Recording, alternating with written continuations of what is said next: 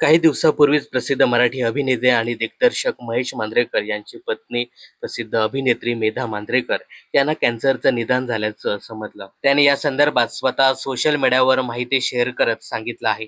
अभिनेत्रीने तिला कॅन्सर झाल्याची माहिती सोशल मीडियावर शेअर केल्यानंतर पहिल्यांदाच तिने लोकमत फिल्मीशी संवाद साधला. यावेळी तिने बऱ्याचशा गोष्टींचा उलगडा केला. याबद्दल बोलताना ती म्हणाले की मी माझ्या आयुष्यातील काही लोकांना थँक्यू म्हणण्यासाठी ती पोस्ट शेअर केली होती. गेल्या 8 महिन्यात मला अनेक लोकांनी खूप मदत केली. या सगळ्यांचे आभार मानण्यासाठी आणि कृतज्ञता व्यक्त करण्यासाठी सोशल मीडिया पोस्ट शेअर केली होती. आता नुकत्याच दिलेल्या या मुलाखतीमध्ये त्याने आणखी घरातील 2 सदस्यांना कॅन्सर झाला होता आणि ते व्यवस्थित मुक्त देखील झालं असं सांगितलं आहे. तर काही वर्षापूर्वीच अभिनेते महेश मांजरेकर यांना देखील कॅन्सरचं निदान झालं होतं. त्यांच्यावरती वेळेत उपचार झाला आणि ते कॅन्सर मुक्त देखील झालेत. ते सध्या व्यवस्थित आपलं काम करतायत.